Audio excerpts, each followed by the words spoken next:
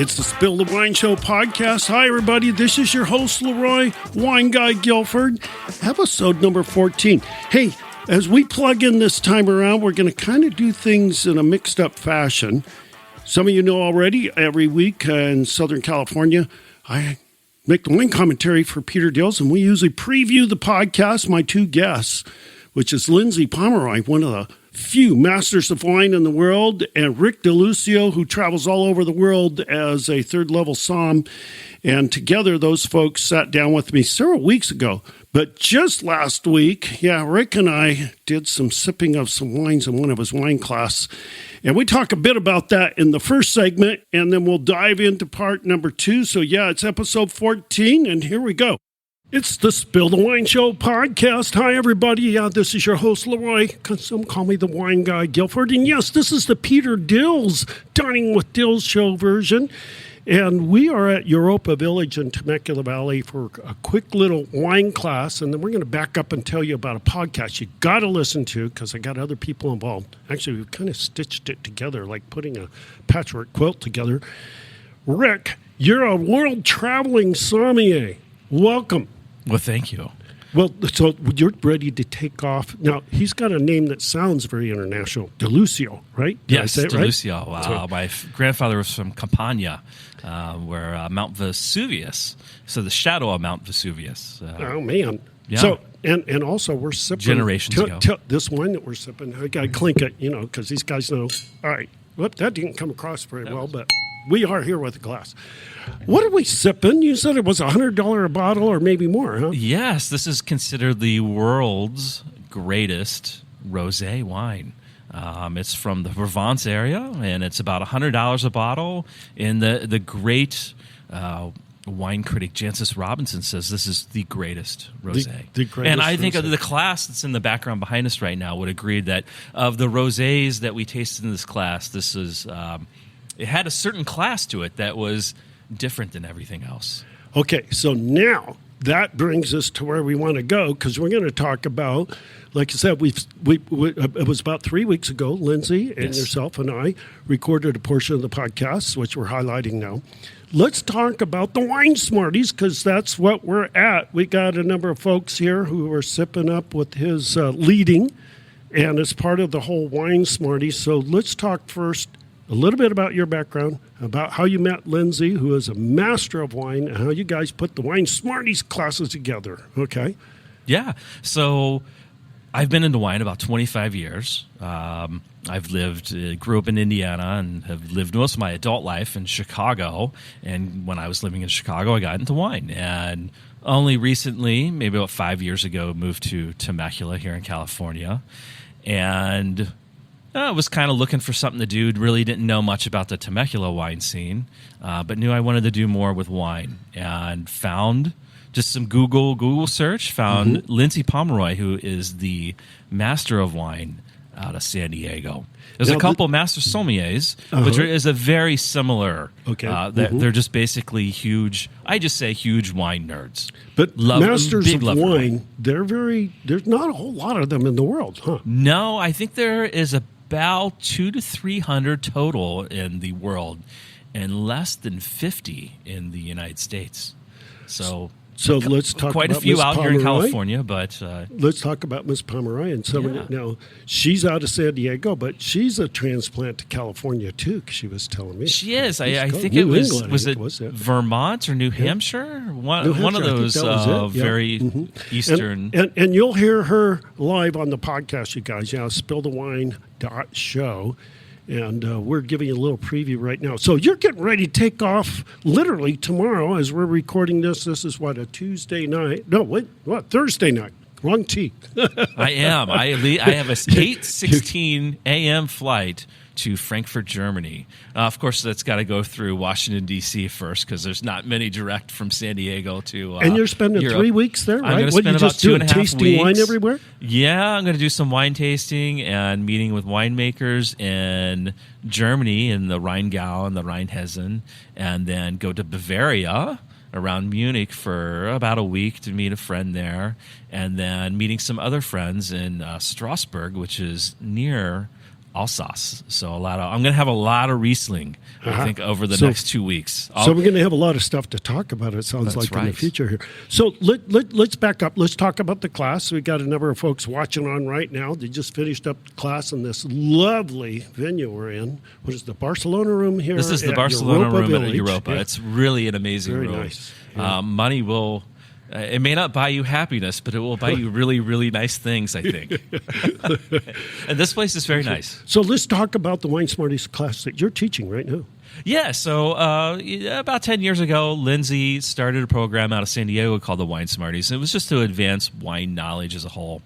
And over the past few years in Temecula, she's brought WSET programs, wine, basically, education classes, to the area. And now we're sort of expanding that footprint to bring more non-WSET classes, very specific classes. The last class that we talked about was on Cabernet Sauvignons around the world, and the class that we did tonight was on classic French rosé. So now also on Lindsay's classes, she's doing those on Wednesday night, and she's over at South Coast. Is that correct? Correct. Yep. She's doing a Tuesday and a Wednesday night class at South Coast, and we're doing this class on once a month on Thursday nights at Europa Village. And the moral of the story is, folks, if you want to drink some really, literally world-class wines like we're sipping right now, you know what? The Wine Smarties class is a good way to do it and learn a lot about it. The two of them, you get a master of wine, and this guy who travels around the world so he can know more to teach you. And you can enroll in the classes and sip wine. Was it every 3 weeks? About every 3 weeks, definitely once a month on Thursday nights. And you can go to winesmarties.com to learn more. There we go. That's what we wanted to get. So winesmarties.com. Yes, IES on the end there, folks. Winesmarties.com. And you're going to learn a lot of fun things and how to get enrolled in these classes. But more importantly, we want you to go to spillthewine.show or just Google us. It's the Spill the Wine Show. You just say it to Google, and we pop up all over the place. And you're going to get to hear myself and this gentleman, Rick, with Lindsey, the master of wine, one of the few in the world. Yeah, we're going to talk about all the fun things you're going to get to experience if you become a wine smarty. It is the very tail end of a very beautiful April of 2022, just days away from, in May, the 54th anniversary of our valley becoming a commercial wine grape farming community. 54 years ago, Audrey and Vinny Salerzo planted 20 acres of Chenin Blanc and 20 acres of Petit Syrah, got the whole wheels rolling. Now you go, what's that got to do with today? Because if they didn't do that, we wouldn't be here at South Coast right now. And my guess are some real wine smarties. Yeah, and that tends to be a little play on words on purpose. So my guests are Rick Delucio. He is a third level WSET graduate, or whatever would be the certificate. We'll let him explain that. And are you ready for this? Lindsey Pomeroy. All right. There's not very many masters of wine in the world, and we're going to be graced today with one of those right here. She teaches wine classes, and we actually have about 30 minutes to tell you the whole tale because she's going to be teaching classes in this echoey room we're in right at this very moment. So, Lindsey, jump in real quick. Thank you. Hey, everybody. Nice to meet you all.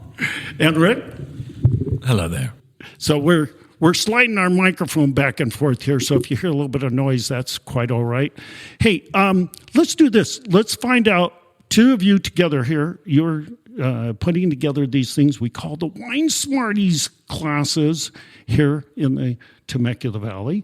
And there's a lot of folks that listen to me, but a lot of folks in our industry, too, that could really benefit from these. So Rick, talk a little bit about your background. I always like to find out, and I know people are interested, where'd you come from? And real quick, what brought you from there to where we are right now? Okay.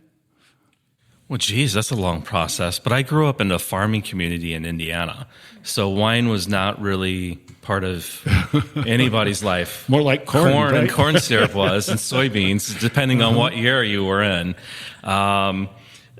So I went to Purdue University and in the mid-'90s, and I was really I was one of the few in my fraternity that were more into craft beer than Keystone Light and things like that.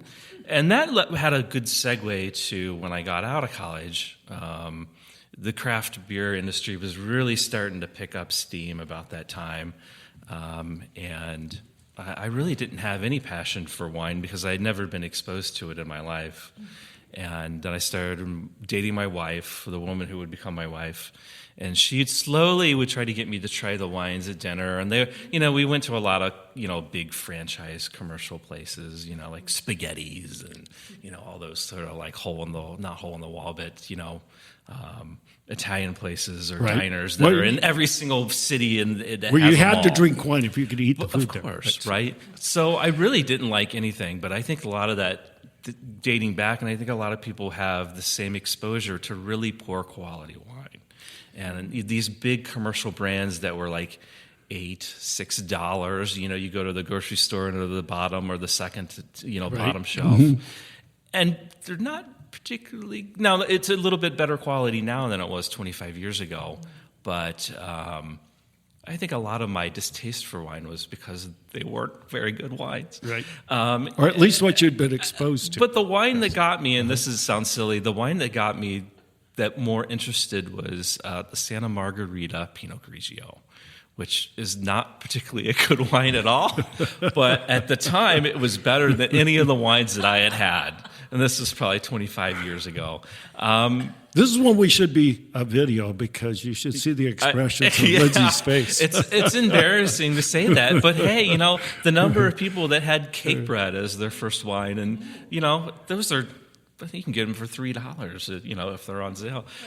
And then, but what it does is it takes you. It's a stepping stone, right? It's the bottom, stairs, and you climb higher. And so that really just made me kind of like want to learn more. And about that same time frame, I went off and I worked for Hugh Hefner at Playboy, and running Playboy.com or helping design and do all kinds of stuff. So you've been a techie guy for a long time. It was a lifestyle thing. So you're exposed to all these things, certainly play all kinds of different lifestyle things. But one thing that I really liked was like better, alcohol, essentially, wine, better whiskeys, adult beverages. Better adult beverages. Because now I'm 25 and I'm supposed to be an adult, right? And it just kind of like flourished from there. I joined a number of different wine tasting communities in Chicago because I was in Chicago at the time. And I was telling you earlier, I had a wine message board when message boards were a thing, and knew a lot of people in the industry, and then had moved around. Kind of got more back into craft beer about 10 years ago because I had two little kids. How did you get here to Temecula and then Valley? We relocated out here to Temecula about 5 years ago, and I had never even heard of Temecula before I moved here. I didn't even know that they made wine here, and I had been a wine person for 18, 20 years, and so got more into it. And then after living here a year, I was like, well, I want to do more than just, taste wine. And that led me to Lindsey's classes. Okay, perfect segue. She was kind of the only game in town for doing the WSET, and I'll let her. Now, Lindsey, because this is not just like the atypical person talking about wine. You're a master of wine.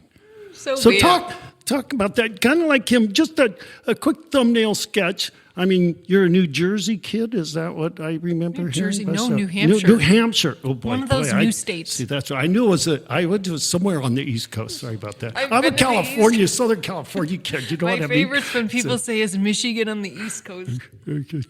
Michigan. There we go. So, all right. So, a master of wine. I mean, there's only a handful of those that exist in the world. So, let's talk about. Okay, you ended up here in California, and that's a good number of years ago. What was the journey that got you to the point where here we are waiting for you to start a wine class in your wine Smarties operation? So, wow, I had moved to Southern California, and 1 year I had lived in Boston after college for a few years, which was so fun. Then I became an English teacher at an ESL school where international students would live. There was like 300 students there, and I was a student services coordinator, which meant it was a glamorized reception job, let's be real. But the bonus was I get to take tours of these students to the city in Boston and like like get to know our city, because I'm from New Hampshire, so it wasn't far. Right. And so anyway, from there, I was like, oh, I want to go live abroad with my friends, my new friends that I met through that, and became an English teacher, because that's the only way I could figure out how am I going to live abroad and afford it and get paid. And so I did it online. At the time, that was like 2001. So the fact you could get a certification online at that time was kind of crazy. Right. So I moved there. I lived in Italy for about a year, and then I came back, went back to Boston, and then 3 months later went to San Diego, because my older sister had been living here since the 90s, and my twin sister was moving here from Oregon. So we all were going to live together near the beach. And so in 1 year, I lived in Boston, in Italy, and in San Diego, and that was just a crazy year. That like is a culture crazy year. Wow. clash, like Wow. I just come abroad. So when I moved to San Diego, I needed a job, and through college I was a waitress and a teacher. So I was an English teacher by day, and at night I'd work at this Italian restaurant off Morena Boulevard. It's no longer there. I even forget the name of it, but it was pretty good. Yes. And then that led to this answering an ad to become what's called a wine broker, which is a phone sales wine person. So I hung on with my teeth for about 9 months, and I realized I'm not really a phone salesperson. Yes. But every day at 2:00, we would open the inventory that I was supposed to sell on the phone. Now, see, there are some sideline perks. This is it. This is the perk. Okay. And from there, it like, wow, this is so fun. And my first love was Riesling from Germany, and it still is one of my loves, which is kind of cool. Things have shifted, but that was one of my favorites, still is. And then from there, this is a funny story. I took a job as an admissions advisor at a certification school of like pharmacy tech and massage therapy, like a tech school. And I, through a technicality, couldn't hold on to that job, which was an interesting story. And at night, I was at the Lamplighter, which is in San Diego, a legacy karaoke bar. This place is hilarious. And my twin and I had fans, because we were very good at karaoke, or in our minds we were after drinking. And I saw my server at the wine bar, Wine Steals, because I was a regular there. And she's like, we're on the dance floor. She's like, hey, we need some help at Wine Steals. And I'm like, hey, I used to waitress. I can help out. So literally, that's how I got hired at a wine bar, became the wine manager, wine buyer, person in charge of education, and from there, learning that people knew nothing about wine, including me. This was circa 2004, 2005. Got my first certification, and then in 2006 started my business. So it was kind of a hilarious story, but here I am. Here you are. Now, that kind of short circuits a little bit. I mean, to talk about that when you got to the final round of becoming a master of wine, can you touch base on that just a little bit? Because that's, there are a number of folks that I know, I'm not one of them, that have climbed that ladder, but the Master of Wine, that is, there's so few in the world. There's so many intense things. Didn't it really kind of become part of your life for a while? Oh, no. Oh, yeah. No, you have to commit. Right. Like, you're all in. This is your thing. And, however long it takes people, it's however long it takes people. It took me 2 tries to get through tasting and 2 tries to get through my paper, my research paper. I did pass the theory portion first try, but it took 5 years for me to get it done. And that was supposed to be pretty good. So didn't feel like it. All right, so now you've got this certification, yes, of which there's not that many in the world, but nobody knows it. It's like, okay, I know. this is I this think piece there's of paper, 40 or 45 U.S. MWs. A lot of them are in England and in Europe, because there's about 400. People have passed on, right? It's an old organization dating to the 50s, so people have passed on. But in essence, right now, it's somewhere around 400. And yeah, I think 40 in the U.S. So you're right. Not many people know really what is the MW, like how is that different from the other Master Somm, Master of Wine, because there are differences in the scope. What are actually some of those? Well, the Master of Wine is written. Everything. So the tasting, the theory, and then your research paper, which has to be a unique research paper on something that no one's researched before. So from that angle, just the exam itself is a totally different animal. The Court of Master Sommelier's exam is oral for the most part. I mean, but it's like they grill you with these crazy questions, and you're dancing and you're jumping and you're bopping and you're weaving. So that's its own set of challenges. So yeah, I would say that's kind of the main broad strokes difference. The other is the Master of Wine is only focused on wine, where the Quartermaster Sommeliers focus also have, you have to know about cigars and sake and beer. So in spirits, where MW is wine only. So there are some differences in how their exams are presented and kind of what you need to do to prepare. But, you know.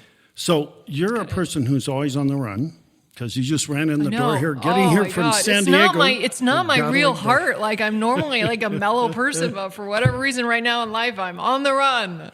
And we've managed to Shanghai you for a few moments before you're going to be teaching a class here just very shortly. People will be knocking on the door. So in the interest of time, so let's talk now.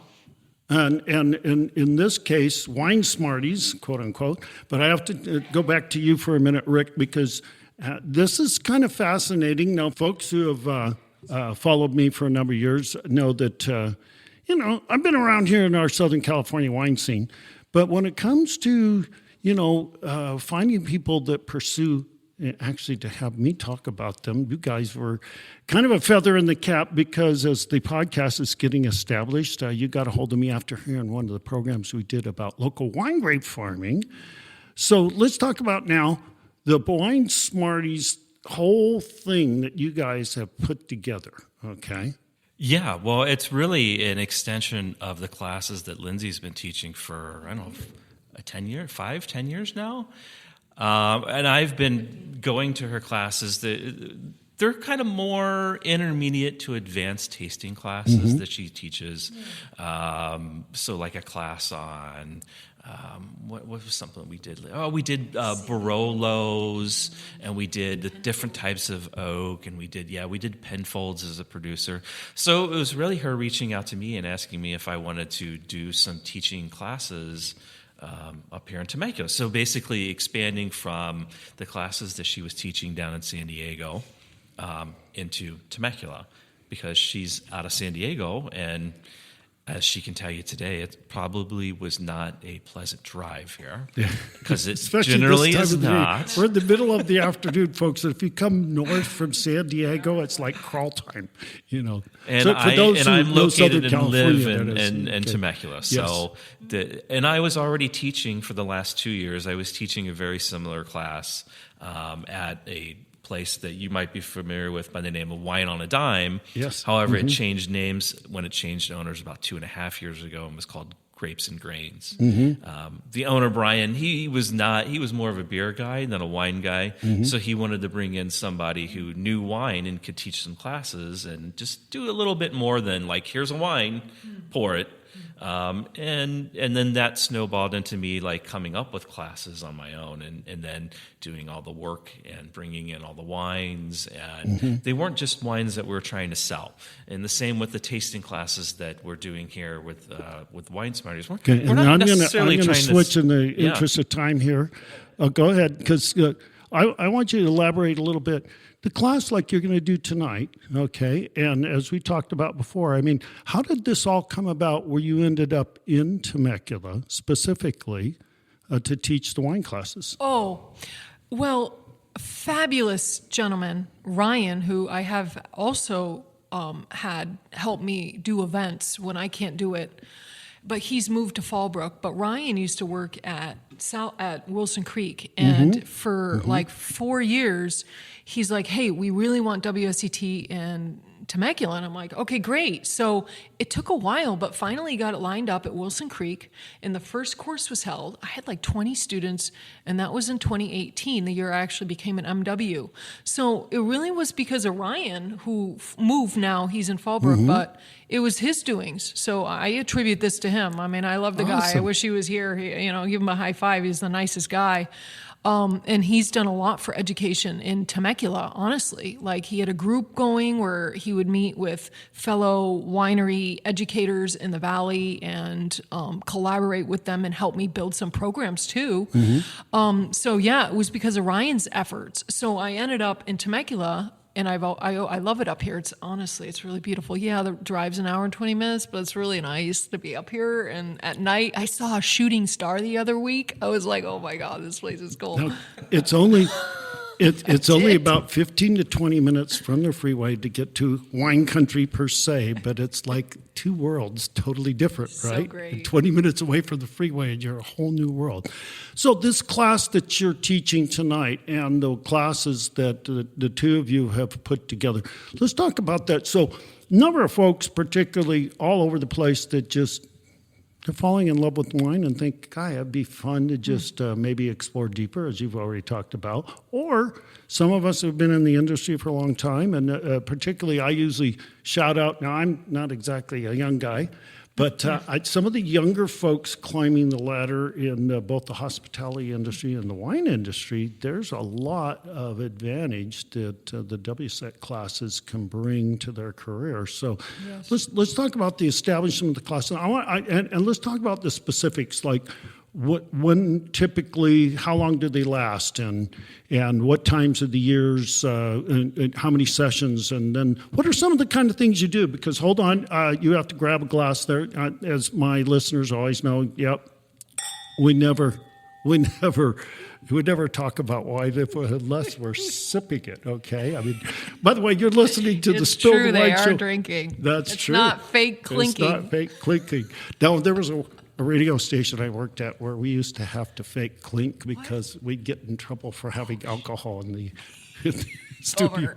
I got more people in trouble by bringing wine into studios at radio stations that were on the clock, by the way, by the station, and would come sip wine with me. So that's another whole fun story. So the WSET courses are based out of London, England, and they're quite structured. So I use a PowerPoint, there's books, and there's a formal exam that I actually have to mail to England. Well, ultimately it makes its way there.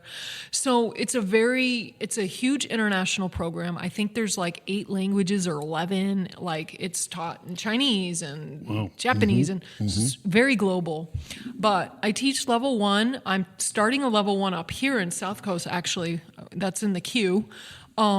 But level 2 mainly up here in level 3, and I've been teaching level 2s anywhere between 3 and 4 times a year, kind of quarterly up here. Okay, and so it's about a quarter's worth of time for the class? Yeah, it depends if there's holidays and things like that, and sometimes I have conflicts in my schedule. So I teach it in 4 weeks, 4 hours a week. It's a 16-hour course for level 2, and then the exam is a separate week. So it's really like 5 weeks. Now, let's also talk about the fact that, and we have a mutual acquaintance, longtime friend, Greg Pennyroyal, and those who know would take his viticulture classes. We also sip the wines and talk about what are the dimensions in the wine that we can get from the farming aspect. You know, to talk about wine is just kind of passé. You have to do a little sipping too. Let's talk about what the perks are in the classes that when they're in them. The perks are there's sometimes some hilarious comment. Like last week, this group, one of the students described a wine as tastes like hot dog water, and I thought that was pretty funny. So some of the perks are just the interesting observations of the students, how they feed off each other, and the energy generated in the class. There's some questions that sometimes they come up with that are really, really good questions and not something that I've ever really thought about, right? And I have to go filing in my filing cabinet and go, do I know that answer? Because I've never really thought about it that way. And sometimes I do, and sometimes I honestly don't. And I'm like, that's your homework assignment. You got to look that one up and tell us the answer. So how many wines typically in a class session and a class would you be sipping through? Today I have a cooler and a case. We probably are going to do around 15 wines. So see, now I'm just... You know, in one class.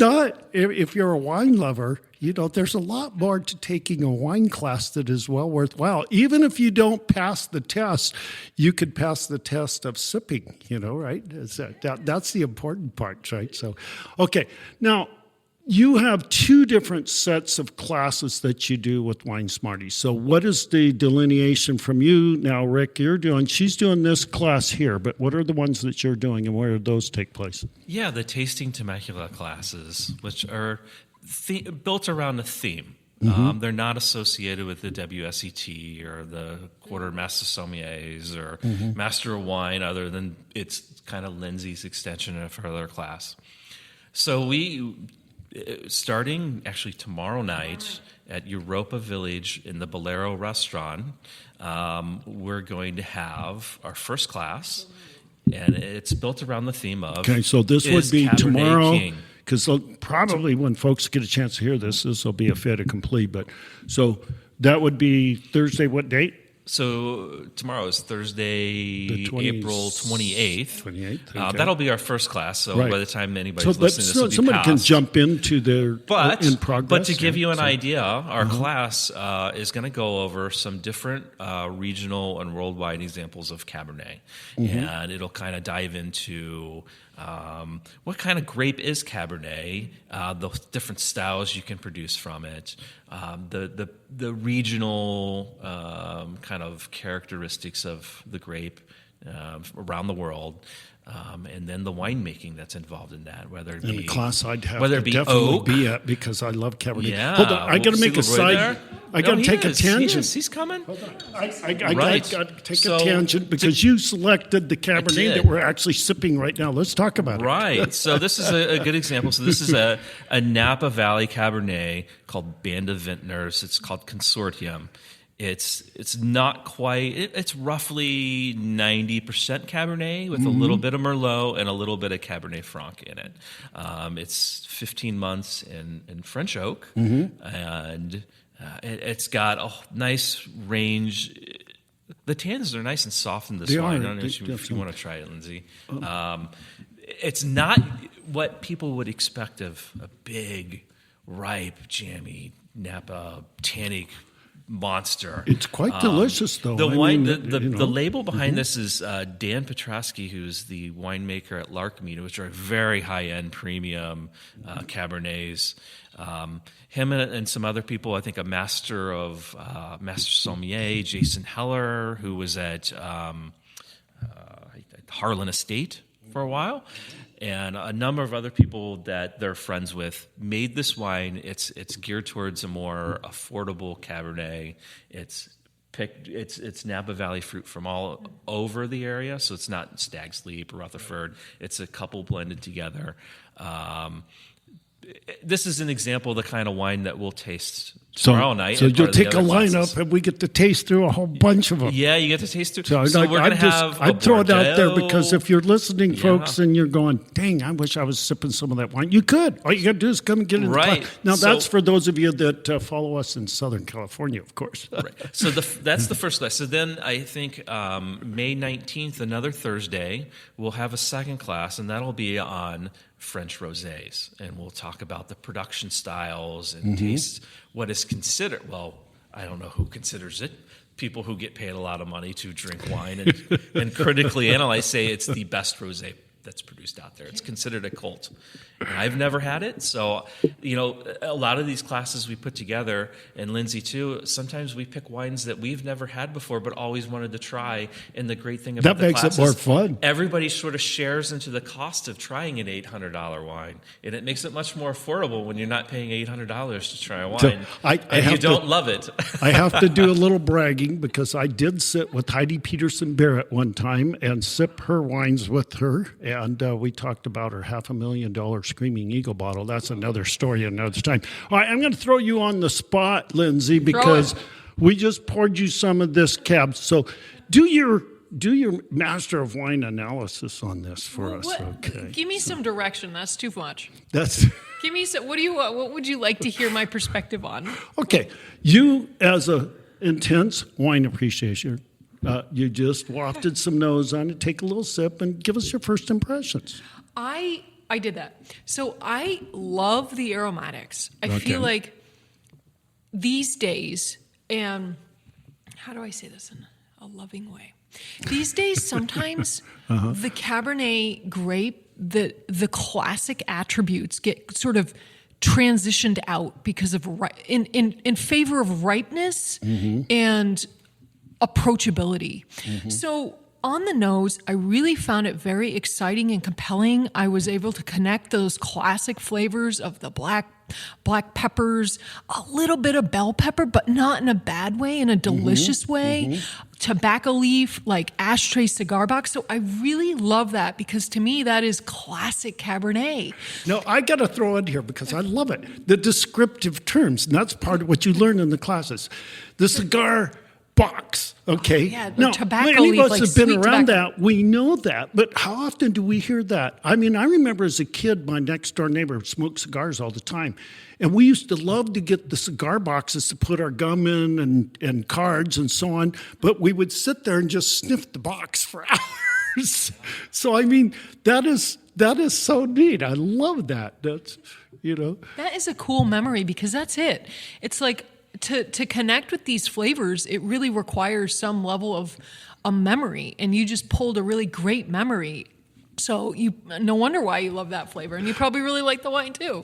Well, Like hot dog. No. Sorry, it was hilarious. No, I'm curious. What is hot dog water? It's- That could be a bad thing to know. No, it's like a smoky, like bologna, smoky cured meat flavor. Okay. But this is a good point. It's like but when see, now people to say these define that, flavors, yeah. it's like, what are they really describing? What are they trying to say? Because their hot dog waters, my cured meat salami. Now, here's what I think of as hot dog water, okay? My mom made lots of hot dogs for us, and guess what? She always boiled them. Yes. So the first thing I think of is the broth exactly- almost that that's was it. left when you poured it off. Yeah, so there we go. This is very cool. So, once again, No, weirdly, it was a Pinot Blanc from Alsace. It just smelled like salami. It had like a smoky character, and some were like, I could see it. But anyway, I think this wine's fabulous. I love the nose. Now, on the palate, it really does still have that super approachability. The tannins are plush, rounded, and it's got quite a bit of generous ripe fruit. So I feel like I totally could see, like you said, Rick, choosing this as a high-end but affordable, crowd-pleasing Napa. I mean, it's got layers of complexity, but it still is pretty approachable, right? I mean, and you picked it, so when you drink this wine, it just the ripeness level and the fruit quality and how it's very well rounded too, And it's not really. I think it's a 2015, so it's not particularly old, but it's drinking really in a nice spot. This is a wine that you don't have to hold on to for 10 years or 20 years. It's not going to be there for you anymore. But at the price point, it's great. I think it's representative and does. Now, that's a critical factor. Now, I have done shows in the past. I have a brother who's a buyer for the grocery outlet chain, one of their stores, and has one of their biggest wine departments. And we constantly will go back and revisit what are the wines that you might just be floored by for under $10. And that is a fun discovery because so many times there'll be wines that are bought out, like when you talk about Costco and other places where they will snatch up good buyouts, and then when that lot's gone, it's gone, So, but there are those of us that, everyday dinner wine is not exactly, like when people come tasting in our Temecula wine country, the bottle prices are going to be usually a little more than what you usually are sitting, well, at least in my category, what you're sitting down to regular dinner every night with, you know what I mean? I was at the Omni Resort in Carlsbad and in Bob's Steakhouse there for $7,999. They have a bottle of Screaming Eagle. And I'm thinking, it's a good thing it's here because they probably have people that would spend that money. I'm sure. I'd love to drink it, but I don't know that I would spend $8,000. It's outside of my category. You know what I mean? Last night in my level 2 group here in the same classroom, I had a student who's like, hey, Lindsey, I'm going to be trying Screaming Eagle. My company got an 18-year vertical for $72,000 or $700 in 2000. I forget the ridiculous number, but I was like, will you please invite me? I would like an invitation. He didn't say yes, and I did ask 3 times, so I've got to let this one go. Okay. But, you're right. I It's want to just throw an out unreal number. Like, how much? $7,200? It's Well, fun. I'm though. I mean, it's reassured like if you got because- it, why not? I'm reassured because you're a master of wine, and even you are like, gosh, I want to be invited. Yes, of course I do. These are great. legacy wines. You know, you need these markers in your life. And I remember, like, as a younger wine student, like, talking to this organizer of a wine event, and I was like, I really need to try these wines for my studies. And it was like, every average bottle was $500, and I finagled a free ticket to this event under the guise of it's for my studies, which it was. But honestly, I wanted to go. I just want this caveat to anybody listening. Yes. I will not be providing Screaming Eagle to our classes unless someone shows up with it, because that's way outside of we'll just say the budget and also what I drink. All right, so we're going to do a little wrap up because we're going to keep you on your time schedule. You are going to start teaching this class that, folks, you can hear this is one fun lady to talk wine with or sip it with, okay? So let's do on both of you. Let's talk about the Wine Smarties classes. How do people go about to learn more information, and then if they want to sign up, and of course what those locales are, and of course we're talking currently we're in the April month of 2022, but these are classes that are ongoing on and off all throughout the year. So let's touch base on the specifics, okay? Yeah. So on the winesmarties.com, you can go to Taste Smarter Temecula, and there's a series of 3 classes usually. The first one, which we talked about, the Cabernet class, coming up tomorrow for us. In May, there'll be a class on rosé. You can sign up for that. And then in June, after I come back from Germany in Alsace, we'll have a class on Antinori, and those will be some really nice wines. So if you wanted to try some really high end, basically the highest end of Super Tuscans and Brunellos, they'll be there for people to taste. And I've got to be one of these that dives into these classes, because I was sharing with Rick earlier. I'm a Southern California wine guy. I mean, I know a lot about wine in various dimensions, just enough to be dangerous. But I have to tell you, internationally, I'm really, I'm not that experienced. Let's put it that way. Well, there you go, Leroy. So, These will be classes that people can come to, and it's more. I don't want to say. We don't just taste wine. We actually try to do some education around it. There's a little bit of workshopping. People are encouraged to talk about the wines. There's no right or wrong answers. Exactly, with wines for sure. And a lot of it is just education and discovery. I think discovery is probably the biggest thing. Is that come to these with an open mind. You get to try a lot of stuff that maybe is really outside of your normal day drinking. Well, we'll let you close it out. Your normal day Not drinking. evening That's drinking, right. day That's drinking. Day drinking. That's right. Well, that's all day Some of us are long. day There's 24 drinking. hours in a day. Leroy and I were day drinking. Maybe. I don't want to get They in were trouble. waiting for me. I was tragically late, and I'm very sorry, everybody. It's No, so it good. worked great. It's So sorry. anything you want to close out with? Did he wrap up all of the details there? I am so excited for Rick and these classes. And, he created all of them from his imagination, just like I like to do. So it's a perfect partnership. He's an awesome student. He's got a great palate, and he collects, and he's got global knowledge. He travels. So I'm very pleased with, and anyone that comes going to have a really fantastic experience. So Absolutely. Sign up, Taste Smarter Temecula. It's going to be great. There we go. Taste Smarter Temecula, everybody. Yeah, we are Temecula wine people. So, and we got folks that, they managed to follow me from all over the United States. I'm always floored by that, and I'm so honored by that. Okay, so we've pretty much said it here. We got to wrap up so you can get busy teaching wine classes. You can hear what these classes are like with these fun people. It's been the Spill the Wine Show podcast. Yeah, we made it to episode number 14, and we will be checking in with you next time around. Thanks, everybody.